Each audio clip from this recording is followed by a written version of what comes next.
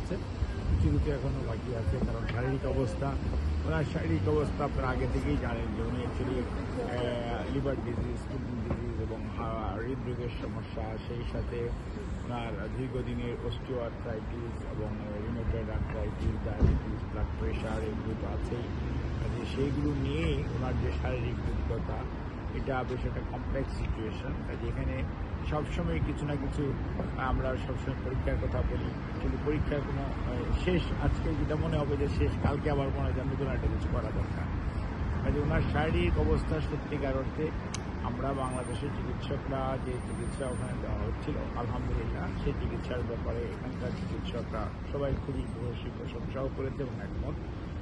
এবং সর্বোপরি এখানকার চিকিৎসার সার্বিক তত্ত্বাবধান করছেন বিএনপির ভারপ্রাপ্ত চেয়ারম্যান তারেক রহমান সাহেব, আমাদের বিএনপির মালিক নায়ক সভাপতি প্রফেসর সাহেব, প্রফেসর সহ তারা সবসময় সার্বিকভাবে সার্বক্ষণিকভাবে সাথে আছেন।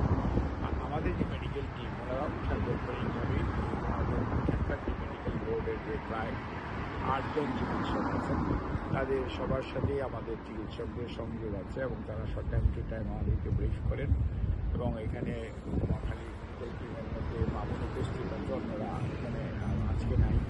আমরা আশা করছি যে খুব সহসাই এখানকার মেডিকেল বোর্ড সার্বিক পরীক্ষা নিরীক্ষার পরবর্তীতে একটি আমাদেরকে বা ওনার পরিবারের সদস্যদেরকে ব্যবস্থায় আসবে, ওনার পরবর্তী চিকিৎসা কী ধরনের হবে, কোথায় করা যাবে এবং সেই চিকিৎসার জন্য কী পদ্ধতি অনুসরণ করা হবে।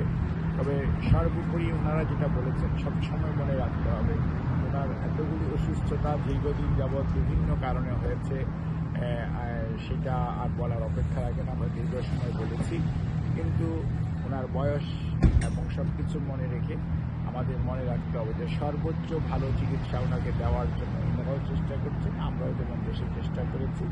আজই এই মেডিকেল বোর্ড এবং আমাদের সদস্যরা সবাই মিলে ইনশাআল্লাহ 2-1 দিনের মধ্যেই হয়তো একটা সিদ্ধান্ত আসা যাবে যে ওনার লাইন অফ ট্রিটমেন্টটা কী হবে, পরবর্তীতে সে অনুযায়ী ব্যবস্থা বা চিকিৎসা চলতে হবে। আপনারা এর মাধ্যমে আমরা সবার কাছে ওনার সুস্থতার জন্য, ওনার রোগ মুক্তির জন্য আল্লাহ রাব্বুল আলামিনের কাছে, আমাদের দেশবাসীর কাছে দোয়া করার জন্য সবাইকে আমরা ওনার পরিবারের পক্ষ থেকে, ওনার পক্ষ থেকে দোয়া করার জন্য অনুরোধ করেছেন। আপনাদের মাধ্যমে সেই দোয়া করার জন্য সবাইকে আহ্বান জানিয়েছেন।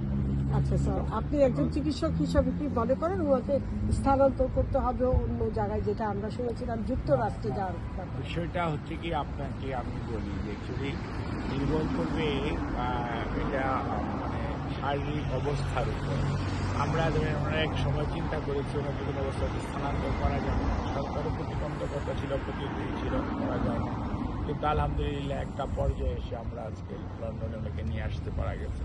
কাজে এসকেও যদি পরে কোথাও নিয়ে যেতে হয়, কোনো কারণ প্রয়োজন, সেখানকার চিকিৎসকরা যদি বলে, এটা তো আর আমরা চাইলেই হবে না, নির্ভর করবে মেডিকেল বোর্ডের সদস্যরা কী ধরনের মতামত দেয়।